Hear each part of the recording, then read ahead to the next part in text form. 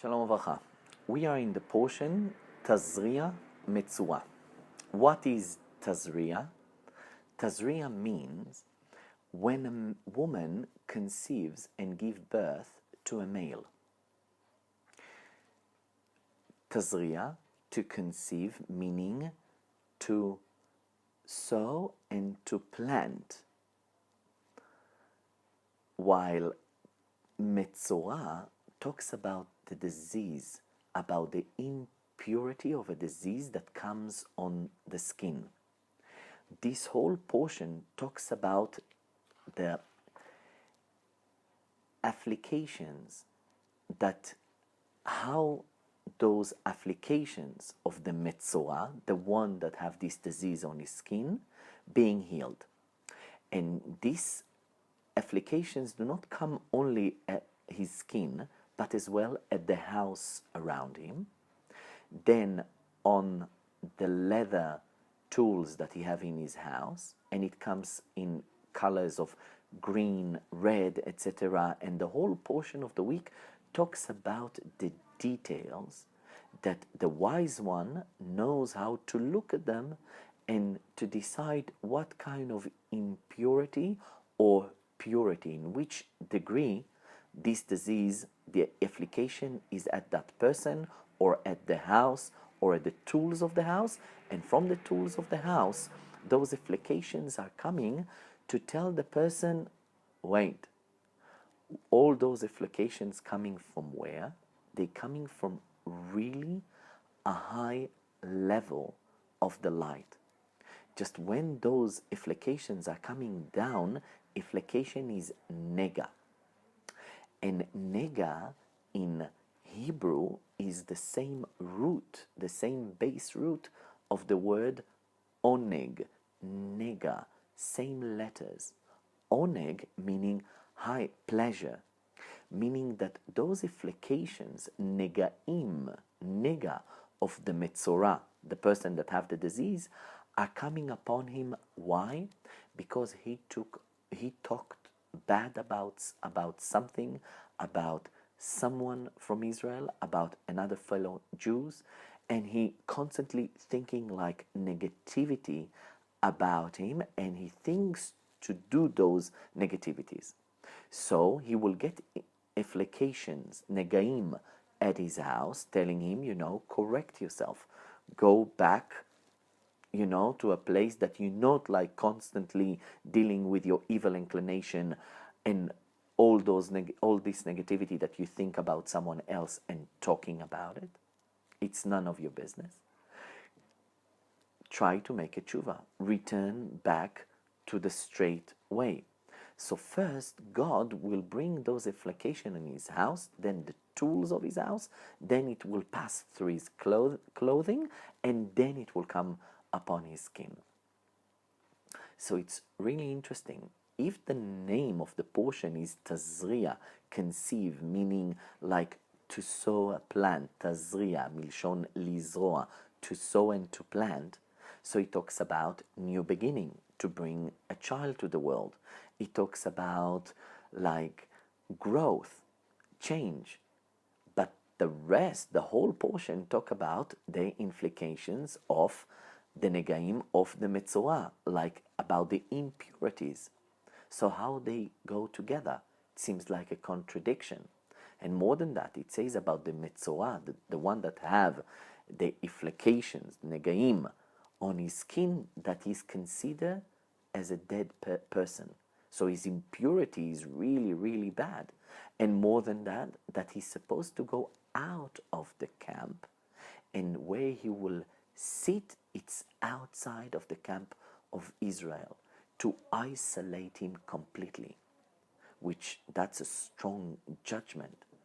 So how those two words go together? Tazria, meaning rejuvenate, youth, bringing something new to the world, growth, while the other thing talk about death. Here the Torah is trying to give us something amazing, and as well for us to take into our life and to change our attitude, the way we look at things. When we receive implications in our life, meaning when there's like frictions arise and there's so many difficulties, we need to check ourselves and first to see how is it like here there's a strong sign to remind us that our speech, our thought have such power. And when we're talking about someone negative way, first we don't see the whole picture. Second, when we talk about someone not good, like all those negativities, we do not help him to reveal the good within him. We're lowering him down in his energy, and he cannot come into his purpose and shine and to correct and refine himself.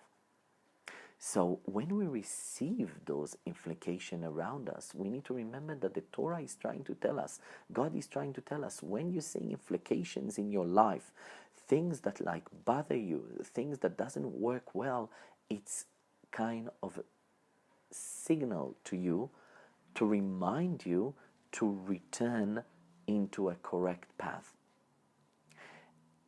And the meaning of all those implications that you can peel out of yourself all those layers that do not allow you to reveal the good and kindness within you.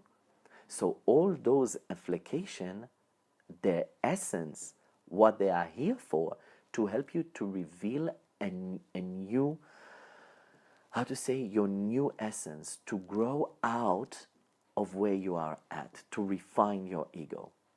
So when we remember in our life, in our journey, that all those things are just to help me to plan, to sow, to allow growth to happen, so as well we know how to deal with them and not like to fall apart. It's very interesting to see that when someone is coming with those implications of the tzarat, of this disease, he's coming to the wise one, and there's like 2 steps in it. First, to see this application and to decide what kind of application is it. Second, need to determine the degree of impurity or purity. And here's something very interesting it says in the Torah. When someone is coming with tzarat, with this disease that comes out from its source, from talking, thinking negativity about your fellow Jew, the only person that can detect this like punishment, this judgment that will tell you to go out of the camp and to isolate you completely from your surrounding, from your family, from your friends, and like you outside of the camp. To do something like that, a judgment like that, to give a punishment like that, only the Kohen can do that.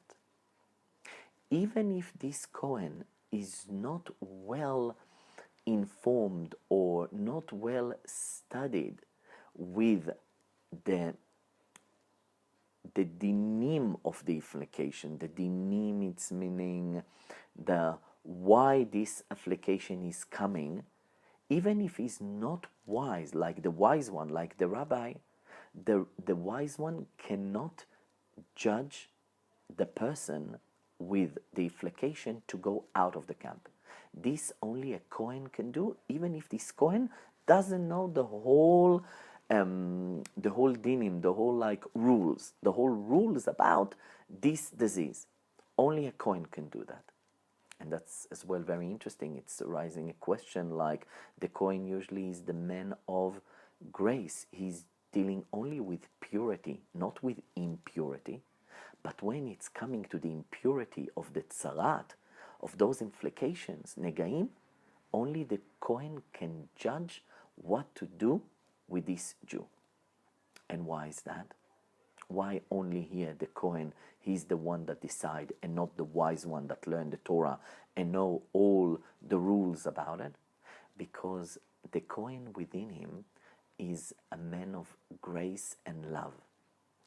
Only a man of grace and like really unconditional love can come before giving something that is so strong, like putting the person outside of the camp, camp, to isolate him from society, to push him away in order to give such punishment, such judgment on someone, only a person with a true love in his heart, unconditional love, can do that. And that's the Kohen. That's why only the Kohen can judge the sentence of the person that have afflictions like negaim on his skin. The Lubavitcher Rebbe is telling us the same about a fellow Jew. When we're seeing someone like in his negativity, when we see someone in his impurity, we need to remember that it's not our job to judge this person.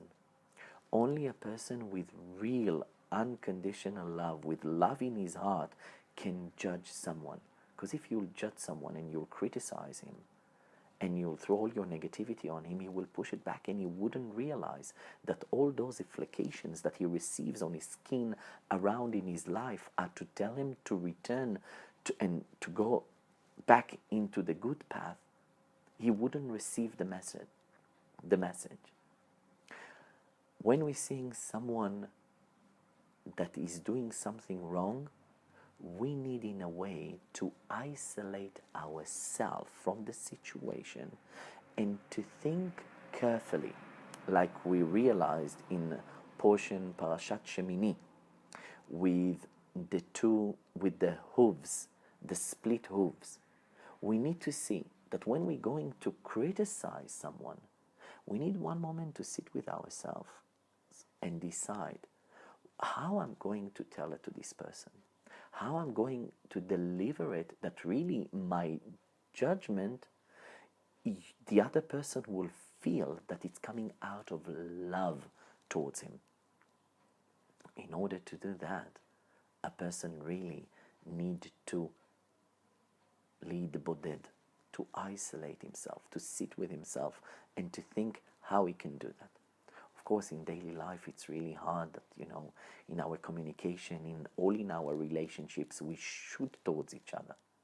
But sooner or later, a person can see implications, negaim in his life, around him, within him. Then he needs to think with himself and to check his path, how really he treats his fellow friend in all relationships.